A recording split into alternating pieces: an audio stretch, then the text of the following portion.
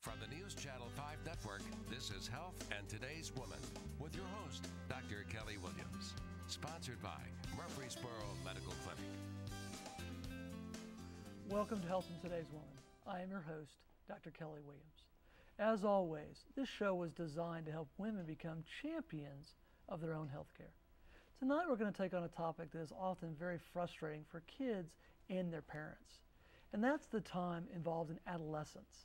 And we're going to look tonight at adolescent medicine. To help me better understand this time in a child's life, I've invited Dr. Derek Johnson, pediatrician at the Murfreesboro Medical Clinic, who has an interest in adolescent medicine. So Derek, I want to say start off by saying thanks for being willing to be here tonight. No problem.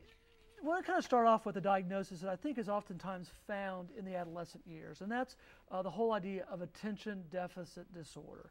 And I think it's caught in the adolescent years mainly because that's when the kids are getting into school and we're starting to see it. Tell me a little bit about this diagnosis and kind of how we begin to make this diagnosis.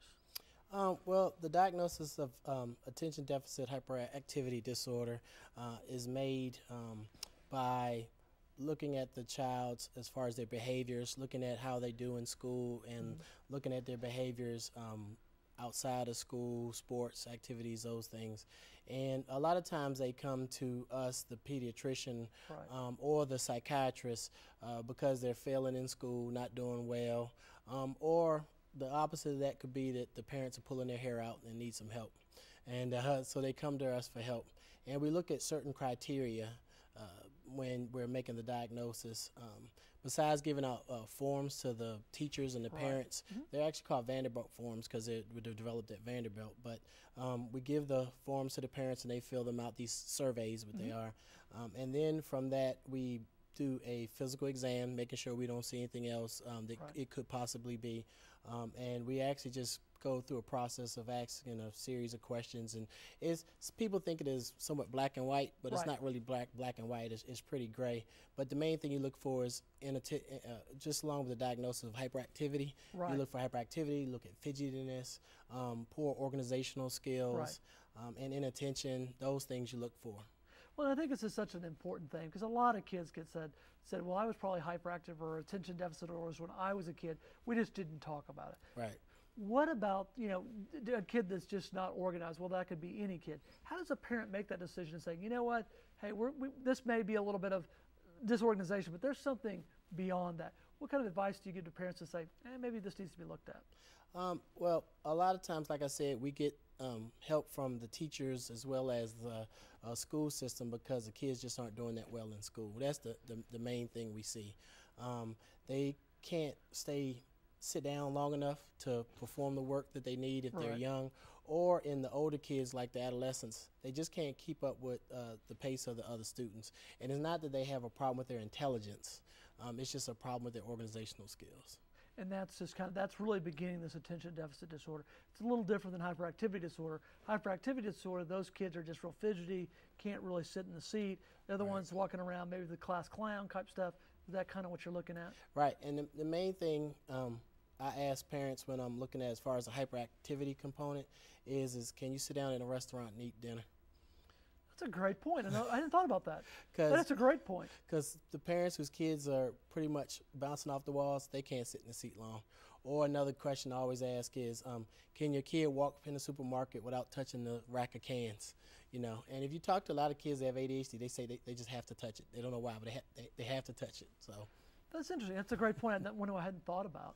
Something else that I want to kind of get to you too is that a lot of these behavioral disorders, the earlier the diagnosis, the better we can make advances in treatment. Is that the same way with ADD? Well, with ADD and ADHD, the kids have self-esteem issues. Right. They're always the kids that are getting kicked out of the class, or kids that even on a sports team that they're not paying attention to the coach, and those things. And so the earlier we actually get a diagnosis, the better it is as far as for the child. The better it is for them to get treatment, and once they get on treatment, their grades go up, they perform better, their self-esteem gets better, and it's just better for the whole family. Let me ask you this, because you're interested in treatment. So one of the treatment questions we always get is medication. What do you say about what's out there for medications for these kids? Yeah, well, not just medication. I just want to mention too, behavioral modification is a big component. You have behavioral modification, you have medications, and then you can do both. And both has always been proven to be better.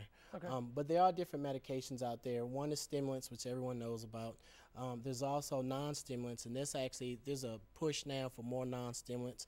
They've just had two drugs recently come out, clonidine, that are clonidine based, that they're using. And lastly, if those don't work, then you start thinking about the antidepressants. But for the most part, I would say 85% of the time is stimulants. Now let me ask you this. What are some of the side effects of these? Because I mean, you know, everything with the positive side has a negative side in medicine. Right. With stimulants, I always tell my parents, your kid's not going to eat lunch. Just automatic. They're not going to eat lunch because of the fact that the stimulant causes appetite suppression. Don't expect them to really eat lunch. When it comes to dinner time, if you're eating dinner at 5 or 6 o'clock, a lot of stimulants now are 12 hours. They usually take it around 7 o'clock.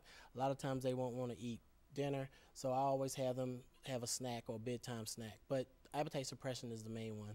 Second thing is you can have headaches, problems sleeping, but kids with ADHD have a problem with sleep anyway. Right. And then another thing you can find is sometimes it can cause tics, which is kind of like frequent eye blinking and those things, but that's pretty rare. Most of the time it's appetite suppression, problems with sleep, and sometimes you get a little emotional liability where a kid kind of cries a little bit more often than usual. We've had a great discussion about attention deficit disorder, a disease that is seen in a lot of kids today. We're going to take a break. We'll be right back after these messages.